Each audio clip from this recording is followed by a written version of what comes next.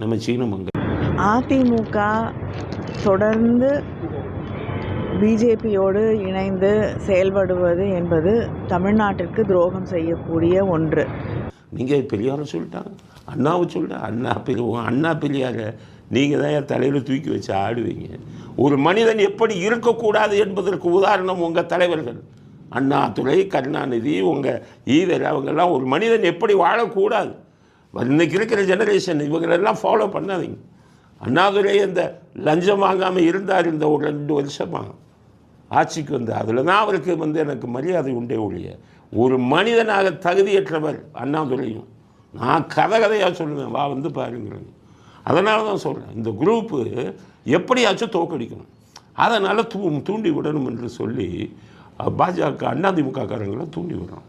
அதுக்கு தான் கனிமொழி பேசணும். அவ்வளோ பாசமாக அவங்களுக்கு ஈவராமலையும் அண்ணா